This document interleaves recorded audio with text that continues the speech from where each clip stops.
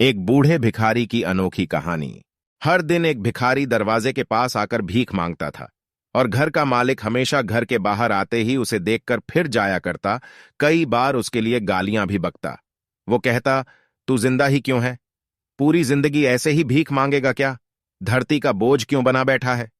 और कभी कभी उस भिखारी को गुस्से में वह धक्का भी मार दिया करता। इतना कुछ हो जाने के बावजूद अधिकारी के मुंह से सिर्फ यही निकलता कि भगवान भगवान तुम्हारे पापों को माफ करे। एक बार सेठ को धंधे में बड़ा नुकसान होने की खबर मिली। सेठ बहुत परेशान था कि तभी उसके दरवाजे पर वही भिखारी आया। गुस्से में अपना आपा खोते हुए सेठ ने उस भिखारी को पत्थर दे मारा। पत्थर लगने के कारण भिखारी का सर फूट गया और उसके सर से खून बहने लगा। फिर भी दर्द से कराहते हुए भिखारी ने इतना ही कहा, भगवान तुम्हारे पापों को माफ करे। भिखारी वहां से चला गया। सेठ सोच में पड़ गए। भिखारी को पत्थर मारा, फिर भी उसने सिर्फ प्रार्थना की। सेठ का गुस्सा शांत हुआ। शेर का मन शांत हुआ भिखारी का रहस्य जानने के लिए। सेठ ने भिखारी का पीछा करना शुरू कर दिया। भिखारी जहां जहां जाता सेठ उसके पीछे जाता। सेठ ने देखा कि कोई उसको खाना देता, कोई उसको मारता, कोई अपमानित करता तो कोई गाली देता।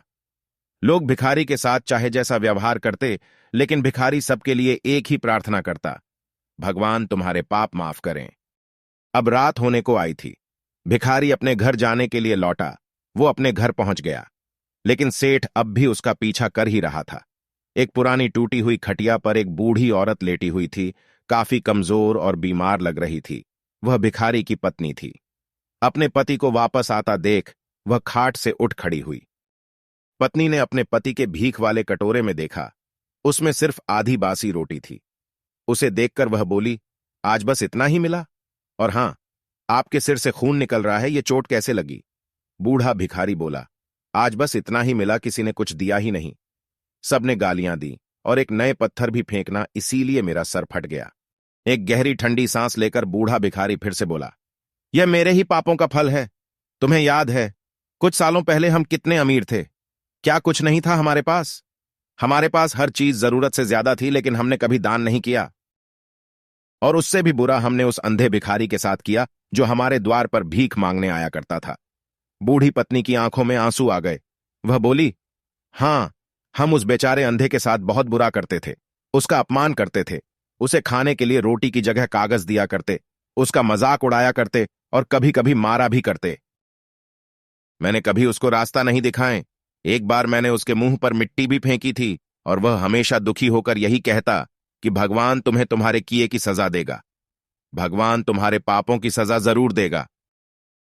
उसका श्राप सच हुआ और हम इस दुख भरी जिंदगी में आ गए। भिखारी बोला, हां, उसका श्राप सच हुआ, इसलिए मैं किसी को बद्दुआ नहीं देता। चाहे कोई मेरे साथ कैसा भी बर्ताव करे, मैं हमेशा उसके लिए प्रार्थना करता हूं। मैं नहीं चाहता कि कोई भी हमारे जैसे जिंदगी का अनुभव करे, किसी को भी हमारे जैसे दुखों का सामना करना पड़े। वो नहीं जानते कि वह कितना सेठ वहीं पर छुपकर यह सारी बातें सुन रहा था। अब उसे सब कुछ समझ में आ गया था। भिखारी और उसकी पत्नी ने वह आधी रोटी मिल बांट कर खाएं और भगवान को धन्यवाद बोलकर सो गए। अगले दिन बड़ा भिखारी फिर से भीख मांगने गया। सेठ के घर के पास जाते हैं। सेठ ने पहले से गरम रोटी या उसके लिए निकाल कर रखी थी। उसे देते हुए सेठ विनम्रता से बोला, माफ कर दीजिए बाबा, उसे बहुत बड़ी गलती हो गई। बूढ़ा भिखारी बोला, भगवान तेरा भला करे। इतना कहकर वह आगे निकल गया। इस कहानी से जो सीख लेने लायक है वह बड़ी ही सिंपल है कि आदमी चाहे किसी के बारे में बुरा कहे या भला करें, लेकिन भगवान सिर्फ कर्म के हिसाब से उसको फल देता है। क्या हुआ अगर भगवान नहीं दिखता है? लेकिन यह बात बिल्कुल सच है, उसके खाते में सबका हिसाब बहुत बहुत पक्का होता है। इसलिए जब किसी के लिए कुछ भी करो तो अच्छा ही करो।